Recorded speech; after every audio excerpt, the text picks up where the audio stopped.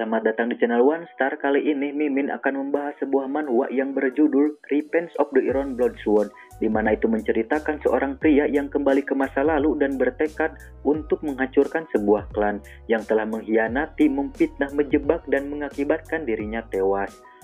Nah, sebelum lanjut ke videonya, alangkah baiknya kalian klik tombol subscribe terlebih dahulu di bawah dan jadilah salah satu orang yang membantu Mimin mencapai 6.000 sub di akhir bulan ini. Terima kasih, lalu intro.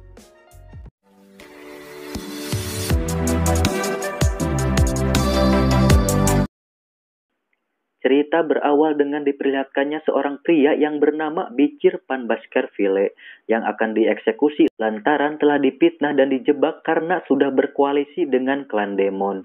Untuk eksekusinya sendiri itu dengan cara yang cukup sadis, yaitu digulitin atau hukuman pancung, teman-teman. Di detik-detik kematiannya tersebut, ia pun bertekad andaikan ia hidup kembali, dirinya tak akan menjalani hidup lagi sebagai Hon, yang berarti anjing atau bisa dibilang bawahan yang setia pada tuannya.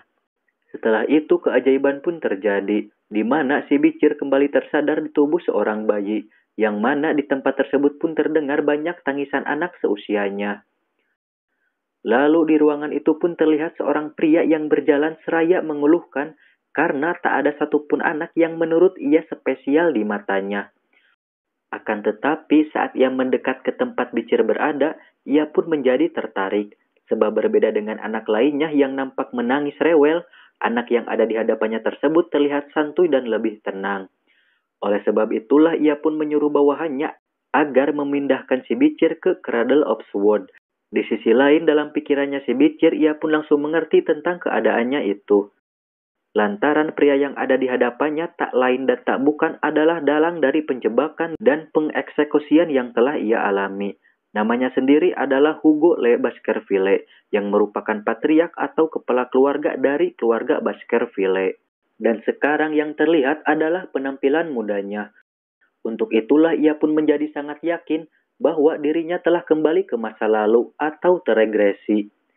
Kemudian di sini pun diperlihatkan tentang kehidupan si Bicir sebelumnya, di mana ia menjalani hidup sebagai Hon yang terlahir dari keluarga haram atau pelacur, teman-teman. Sebab itulah ia pun menerima pelatihan di lingkungan yang sangat buruk. Di samping itu, Hon sendiri dituntut harus berbakti pada setiap misinya, di mana setiap tugasnya adalah segala macam pekerjaan kotor, di antaranya pembunuhan, intelijen, penyergapan, pengancaman, dan lain-lain. Dan semua itu hanya untuk demi membuat keluarga Baskerville menjadi yang terbaik di antara ketujuh klan besar.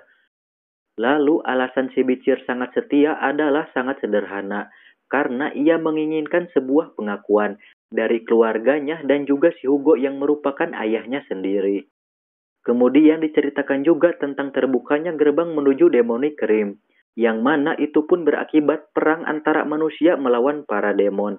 Pertarungannya sendiri berangsur 10 tahun dan berakhir dengan kemenangan umat manusia. Lalu imbalan kepada Hon yang melayani keluarga di perang tersebut adalah eksekusi mati. Untuk alasannya yaitu karena Hon terlalu banyak belajar dan tahu berbagai macam hal.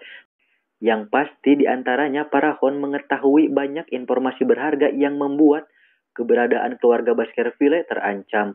Untuk itulah di waktu sekarang Bicir pun bertekad balas dendam dan tak akan mengulangi hidup sebagai Hon seperti sebelumnya. Lalu setelah ia mendengar Hugo memerintahkan pelayan memindahkannya ke Cradle of Sword, ia pun langsung bertekad bahwa itu adalah kesempatan yang bagus agar ia bisa menjadi lebih kuat untuk balas dendam yang ia rencanakan di masa depan. Dan untuk Cradle of Sword sendiri adalah sebuah tempat yang terdapat banyak pedang yang menyerupai sebuah labirin. Lalu anak yang lahir dari keluarga Baskerville yaitu melewati labirin tersebut. Setelah selesai mereka pun harus terjun ke Sungai Sting untuk pemeriksaan potensi. Sungai Sting sendiri adalah sungai legenda yang dapat mengubah tubuh anak-anak menjadi lebih kuat, bahkan sekeras besi. Akan tetapi ada batasan seberapa banyak anak yang bisa terpengaruh. Kemudian waktu ujian pun tiba, di mana Bicir pun perlahan tapi pasti terus melangkah maju di labirin tersebut, meskipun berbagai luka mulai tersayat di tubuhnya itu. Ujiannya pun disaksikan Hugo dan juga para bawahannya. Oh iya teman-teman, untuk si kakek tua yang ada di belakang itu adalah seorang kepala pelayan yang bernama John Barrymore. Setelah melewati labirin pedang, Bicir pun langsung terjun bebas ke Sungai Sting, di mana ia pun merasakan air tersebut merembes menyerap ke dalam tubuhnya, melalui banyaknya luka yang telah ia dapat dari labirin tersebut. Tak sampai situ, Bicir pun sampai menutup hidung serta mulutnya, agar ia bisa selama mungkin menyelam di sungai itu. Tentunya semua itu dilakukan agar dirinya menjadi sangat kuat, demi balas dendam yang ia miliki. Di darat, para pelayan pun mulai terlihat panik, lantaran melihat tuan muda mereka yang terlalu lama menyelam, dan pastinya berakibat fatal atau bahkan kematian. Berbeda dengan Hugo yang tertawa senang, melihat tingkah anak yang ada di depannya tersebut. Ia pun mempertanyakan tentang berapa lama si Bicir menyelam kepada para pelayannya itu. Setelah mendengar jawaban dari bawahannya yang disebutkan sudah 7 menit berlalu, Hugo pun langsung berbicara agar si Bicir segera keluar, lantaran ia bisa saja mati jika masih diteruskan. Di dalam sungai, Bicir pun yang mendengar suara Hugo malah semakin bertekad menyerap sebanyak mungkin air yang ia bisa. Sampai-sampai bukan hanya melalui lukanya, bahkan ia pun meminum air sungai tersebut sebanyak-banyaknya. Hingga akhirnya ia pun mencapai batas dan perlahan tenggelam. Namun meski begitu, dalam pikirannya ia pun terus bergumam kata tahan di mana ia bertekad menahan semua hal tersebut demi menjadi kuat. Akan tetapi di waktu bersamaan Hugo pun menarik Bicir keluar. Seraya tertawa karena telah terlahir anak yang begitu rakus di keluarganya. Dalam pikiran si Bicir ia pun berkata, tertawalah selagi bisa Hugo, sebab sekarang masihlah momen ia menajamkan taringnya secara diam-diam. Akan tetapi saat waktunya tiba dirinya akan melahap majikannya tersebut dalam sekali gigit. Hingga akhirnya keluarga Baskerville akan menghilang dari sejarah dengan tangannya sendiri. Lalu ia pun pingsan. Di sini pun kembali tergambar perjalanan Bicir di masa lalu, di mana saat ia berusia 8 tahun ia cukup berbakat untuk disebut jenius. Namun dalam keluarganya hal tersebut masihlah dianggap biasa. Lalu di usia 20 tahun ia pun mulai mengemban berbagai jenis pekerjaan kotor. Kemudian di usia 29 tahun Bicir pun merasa jika dirinya telah mencapai batas dalam ilmu berpedang dibandingkan mereka yang berada dalam keturunan langsung atau bukan dari pelacur teman-teman. Pada usia 30 tahun gerbang yang menuntun pada Demonic Realm pun terbuka, menandai awal invasi dari para demonik atau terjadinya perang. Pada usia 35 tahun Bicir pun berhasil bertahan melawan era kehancuran, di mana ia terus membantai monster di setiap sisinya.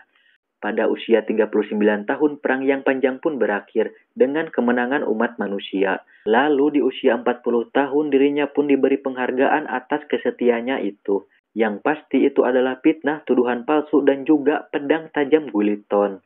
Setelah itu kembali ke waktu sekarang, di mana Bicir telah tersadar di keranjang bayinya itu, yang menandakan bahwa dia telah berhasil menyerap air dari Sungai Sting. Itu pun berarti bahwa ia mempunyai titik awal kehidupan yang lebih baik dibandingkan kehidupan sebelumnya. Di sana pun terdengar suara pelayan yang bertanya-tanya alasan nyonya atau istri dari Hugo yang meminta pelayan tersebut untuk menaruh sebuah kotak di keranjang bayinya si Bicir. Mendengar perkataan pelayan itu, Bicir pun terheran-heran, lantaran mana mungkin seorang nyonya memberikan sebuah hadiah. Dan benar saja yang keluar dari kotak tersebut bukanlah permen ataupun aromanis, melainkan 2 ekor Bloody Mamba yang sangat amat beracun. Melihat hal tersebut, Bicir pun mengerti bahwa tujuan si Nyonya sendiri adalah untuk membunuhnya. Dan untuk sekedar informasi bahwa sebutan Nyonya tidak terpaku pada satu orang, melainkan ada beberapa orang yang disebut seperti itu di keluarga Baskerville. Tetapi siapapun itu pastinya ia berniat mengurangi kompetisi antar keturunan, meskipun bisa membunuh semua bayi yang ada di ruangan tersebut. Namun Bicir pun bukannya marah ataupun kesal, melainkan sekarang ia terlihat tersenyum menyeringai dan menangkap kedua ular tersebut dengan tangannya, seraya berkata, seperti yang diperkirakan dari keluarga Baskerville, aku akan menghancurkan seluruh keluarga dengan tanganku sendiri. Seraya menggenggam kedua ular tersebut dengan sangat kuat. Setelah itu esok hari pun tiba, di mana para pelayan pun nampak terkejut setelah melihat Tuan Muda Bicir tertidur di samping 2 ekor ular Bloody Mamba yang masing-masingnya sudah tercabik-cabik menjadi 3 bagian. Lalu semua pengasuh yang berjaga di malam itu pun dieksekusi setelah menerima berbagai siksaan. Namun sayangnya kemunculan 2 ekor ular itu pun tetap tidak diketahui. Singkat cerita, 8 tahun pun telah berlalu, di mana Bicir sekarang berada di sebuah kelas untuk pembelajarannya. Si guru pun di sana menjelaskan tentang level dari ilmu berpedang. Yang pertama adalah Sword Beginner, di mana itu adalah tahapan jika seseorang belum bisa mengalirkan mana pada pedang.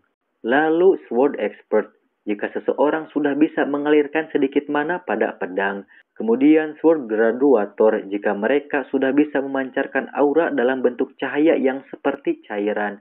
Dan untuk yang terakhir yaitu Sword Master. Jika seseorang sudah mencapai level tersebut, maka bisa mengeluarkan sebuah aura yang begitu solid atau kokoh. Dan bahkan bentuk aura tersebut bisa berubah dengan bebas. Dan juga orang terkuat di Baskerville yang merupakan Patriarch Hugo berada di level tersebut. Mendengar itu, Bicir yang sekarang sudah berusia 8 tahun pun berniat harus mendapatkan kekuatan yang pernah ia miliki sebelum upacara kedewasaan. Namun ia sendiri kebingungan tentang entah butuh berapa tahun jika dirinya ingin membunuh si Hugo.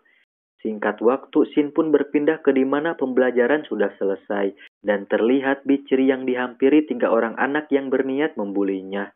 3 orang anak itu pun membicarakan bahwa mereka mendengar sebuah rumor yang sulit dipercaya, jadi mereka berniat membuktikannya sendiri. Untuk rumornya itu adalah tentang si Bicir yang menyelam selama 7 menit, dan juga mencekik 2 ekor Bloody Mamba saat ia masih bayi. Dalam pikiran si Bicir sendiri, ia pun langsung mengenali siapa ketiga anak tersebut. Lantaran di masa lalu saat ia mencoba kabur setelah dipitnah, mereka bertigalah yang menangkap dirinya itu. Yang pertama bernama Haigle Baskerville, yang kedua Middle Baskerville, lalu yang terakhir adalah Lowle Baskerville.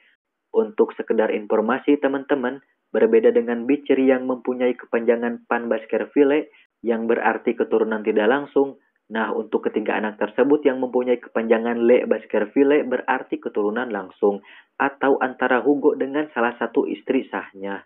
Ketiga anak tersebut pun mengutarakan dengan jelas ketidaksukaannya terhadap si Bicir, sambil akan membuktikan tentang rumor yang beredar.